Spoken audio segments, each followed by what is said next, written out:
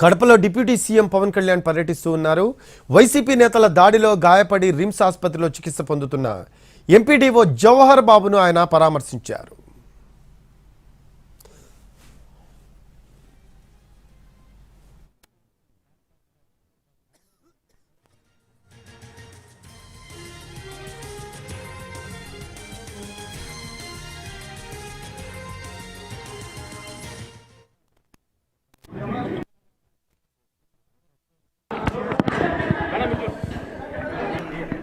YCP నేతలకు దాడులు చేయడం కొత్తేమీ కాదు అన్నారు డిప్యూటీ సీఎం పవన్ కళ్యాణ్. ఆధిపత్య అహంకారంతో అధికారులపై దాడులు చేస్తున్నారని ఫైర్ అయ్యారు. ఇష్టారీతిన చేస్తాము అంటే చూస్తూ ఊరుకోమని, తాట తీస్తాము అంటూ వార్నింగ్ ఇచ్చారు పవన్ కళ్యాణ్.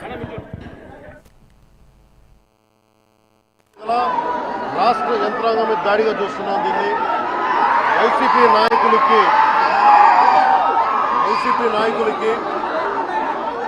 11 సీట్లు ప్రజలు పరిమితం చేసినా కానీ ఇంకా అహంకారం చావాలా. అహంకారంతో కొట్టుకొని మీరు ఈ పరిస్థితికి వచ్చారు.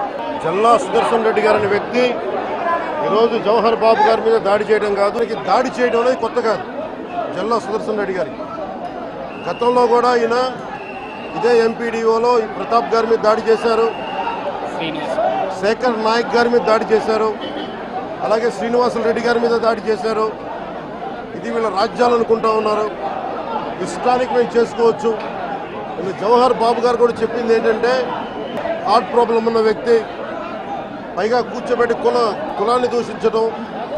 దీనికి వీళ్ళ అహంకారానికి కులం ఏం లేదా. ఎవరైనా సరే శ్రీనివాసరెడ్డి గారు కావచ్చు, శేఖర్ నాయక్ గారు కావచ్చు, ప్రతాప్ గారు కావచ్చు, జవహర్ గారు కావచ్చు, నేను వీళ్ళందరికీ ఇదే చెప్తున్నాను. మీకు ఇది గత ప్రభుత్వంలా కాదు. ఇది ఇష్టారాజ్యంగా చేస్తాం మేము కూర్చున్న వ్యక్తులం కాదు. మేము సాక్షాత్తు నేనే ఉప ముఖ్యమంత్రిగా ఉండి నేను తప్పు చేసిన శిక్ష పడాలి అని చెప్పి అసెంబ్లీలో చెప్పిన వాడిని. అలాంటిది మీరు ఇష్టారాజ్యంగా